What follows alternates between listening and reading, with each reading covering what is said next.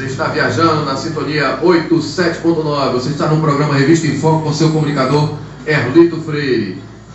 Vamos dar início à nossa entrevista com o senador Inácio Arruda. Muito boa noite, senador Inácio. Boa noite, Erlito. Grande prazer estar aqui com você na cultura e ao lado do nosso colega médico João Batista, que tem uma liderança muito grande nessa região da cidade de Fortaleza. E nós estamos falando para a cidade inteira, para o Ceará e para o mundo via internet. Então, nós podemos dizer assim: boa noite, planeta. Boa noite, planeta. E para os metade, bom dia.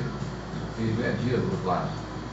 Eu acho que nós poderíamos focar um pouco nessa região que você atua, que é a sua base territorial, como dizia Tolstói, direto da sua aldeia para o mundo. Então nós estamos na Rádio Cultura aqui com o Erlito, um grande prazer, fica à sua disposição. Senador Inácio Arruda, vamos começar falando sobre a sua trajetória de vida, sobre a sua infância, a sua adolescência, sobre o bairro do Dias Macedo, enfim.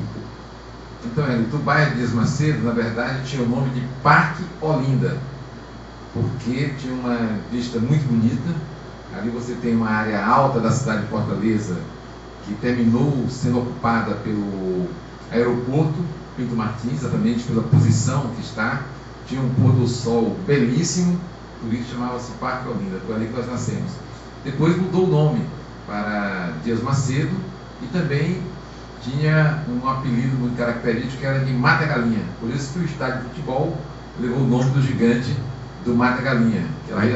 Ainda hoje o bairro oficializado como bairro Mata Galinha. Na verdade não tem o bairro Mata Galinha, mas a região tem esse apelido de muitos anos, porque as vísceras muitas vezes e penas de galinha eram colocadas numa região ali próxima, e daí originou-se esse apelido de Mata Galinha.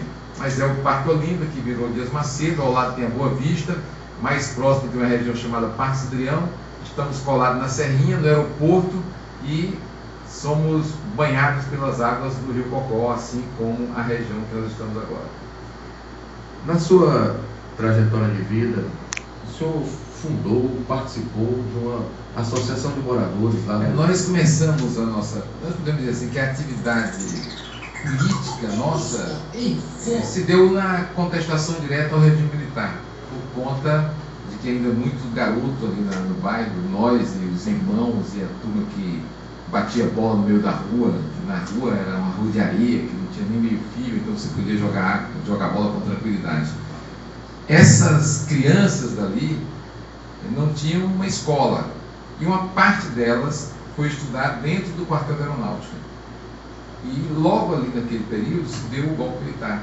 E muitos militares foram presos e choravam e reclamavam. Daqui a pouco tinha uns painéis enormes com o nome procurado, terroristas. Eram os nossos amigos, os pais dos nossos amigos, funcionários da aeronáutica ou militares da aeronáutica, e pessoas que a gente conhecia. A nossa vizinha mesmo era a nossa professora de matemática, de aritmética, na verdade, porque nem sabia o nome matemático. Então ela sumiu, desapareceu, e todo mundo tinha medo de que ela tivesse sido assassinada, tivesse sido morta. Então eram os nossos inimigos, os nossos adversários. Os militares eram os nossos adversários de graça, ninguém sabia por quê. Porque toda aquela meninada ali não sabia, nós não estávamos entendendo nada do que estava acontecendo. Mas a relação política foi se dando a partir da associação de um grupo de jovens para cuidar de uma biblioteca. Nós tínhamos um grupo de jovens. Esse grupo de jovens, nós fomos para lá, eu e meus irmãos, para tomar conta dos livros, porque nós queríamos ter os livros no nosso controle, no nosso domínio, que queríamos estudar, e muito. E um acidente de percurso, digamos assim, porque houve necessidade de fazer uma alteração na coordenação do grupo de jovens, e nessa alteração da coordenação do grupo de jovens, o jovem mais antigo que estava presente, coube a ele propor o nome de quem iria coordenar. E de repente ele virou-se para mim e disse: não, é o Inácio que vai coordenar. Eu digo: puxa vida, mas eu nem abro a boca, eu estou aqui tão quieto, tão calado. E nós todos éramos tão calados, a gente não queria ter uma responsabilidade maior de coordenar e de cuidar, porque precisava muita disposição e atenção, mas não houve como se sair da indicação apontada pelo Aristeu, e dali nós tivemos que coordenar o grupo de jovens e tivemos que abrir a boca, tivemos que falar. para coordenar aquela turma grande de jovens. E esse grupo era interligado com um grupo da igreja católica, que era na paróquia de São Francisco. E ali na paróquia nós passamos a ter um vigário, um padre que chamava-se Padre Raimundo, era um padre francês, e o padre era afiliado ao Partido Comunista Francês, com carteirinha e tudo do Partido Comunista Francês. Então ele sempre comentava nas reuniões que varavam a madrugada na casa do Raimundo Amado e da Mônica Martins, que moravam vizinho à minha casa, e as reuniões iam até 3 horas da manhã. E o papai sempre perguntava: que tanto assunto é esse que vocês conversam até 3 horas da manhã com este padre, com esta mulher, com este homem nessa casa aí? Ele não entendia o que estava acontecendo, porque ninguém podia abrir o que estava acontecendo, que eram todas as reuniões, digamos assim, subversivas. Eram reuniões para protestar a ditadura. Então daí nós nos envolvemos na política diretamente. Depois veio o jornal Movimento, que era um jornal de esquerda, que todas as correntes opinavam nesse jornal. Depois veio a Tribuna da Luta Operária. Eu já estava na Associação de Moradores, que nós acabamos de fundar, a Associação de Moradores do Bairro. Já tínhamos participado de algumas caminhadas em torno de uma campanha da Lata Vazia, que era para trazer a água, que cortava uma grande encanação de água que atravessava aqui pelo Zé Walter, descia do Ancuri, cortava aqui entre o Zé Walter e o conjunto Palmeiras, ia pelo Alberto Craveiro, atravessava aqueles bairros todos e se dirigia para o centro, Aldeota, etc. E não tinha água nesses bairros. Então, uma das manifestações grandes que nós fizemos foi para arrombar aquele cano. Já que a água não vai passar aqui, nós vamos ter que arrombar o cano. Infelizmente, não precisamos arrombar o cano, a CAGES colocou a água. E nos envolvemos em todas as manifestações que resultou. Só pode repetir aí como é que foi o nome da grande marca da movimentação? Era Lata d'Água? Era Passeata da Lata Vazia. Passeata da Lata Vazia. Porque não tinha água na comunidade. E foi um sucesso. Foi um sucesso porque, claro, envolveu toda a comunidade, repercutiu nas comunidades vizinhas, nos bairros vizinhos, na Boa Vista, na Aerolândia, na Alta Balança, que nem um bairro desse tinha água.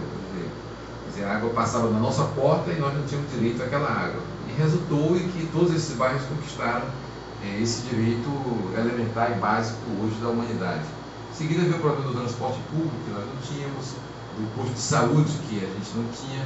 Então foram muitas manifestações para que a gente pudesse conseguir todas essas questões assim, muito elementares, transformar uma pequena escola que surgiu no bairro numa escola maior, que foi a escola que é exatamente a que deu o nome ao bairro, Antônio Dias Macedo, então por isso que o bairro está sendo chamado Dias Macedo, que era um terreno da Fundação Antônio Dias Macedo, que foi cedido para o Estado e construiu-se uma escola. Depois conseguimos uma outra escola chamada Padre Guilherme Bassi, que era uma escolinha pequena, que era um centro social, que era onde a gente se reunia para fazer subversão, e terminou que transformou-se numa escola razoavelmente grande de ensino fundamental. Então daí a gente foi para a Federação de Bairros de Favela de Fortaleza, já era o ano de 81, já tinha muita movimentação política contra a ditadura militar. Eu sei que nós fizemos parte também do movimento contra a caristia, que veio de 78, 79, 80, foi até 81, 82. Eram grandes mobilizações nacionais que eram reivindicações muito imediatas e importantes da população e que eram transformadas também em manifestações contra o regime militar. Assim, tudo que se organizava de manifestação para atender questões muito simples da população também era transformado em manifestação contra a ditadura. Você fazia esse duplo movimento. E isso resultou na organização da Federação de Bairros e Favelas, que eu fui presidir.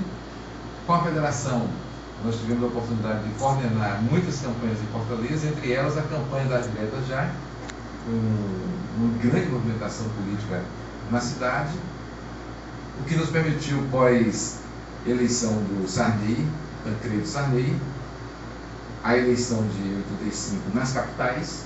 Nós participamos muito ativamente da campanha de 85, depois de 86 eu fui candidato a deputado federal, 88 candidato a vereador da cidade, fui eleito vereador na campanha a prefeito do Edson Silva, era o PDT e PCdoB basicamente, aquela coligação.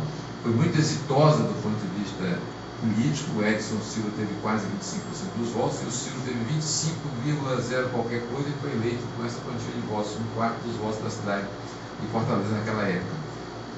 Depois eu fui eleito deputado estadual em 90, 94 deputado federal, tive 3 mandatos de deputado federal, tive um mandato de senador, estou cumprindo esses mandatos todos e disputei já por 3 vezes a eleição para prefeito de Fortaleza e espero, assim como o Lula, ser eleito na 4ª. Ok, estamos encerrando o primeiro bloco de entrevistas com o senador Inácio Arruda. Voltamos já.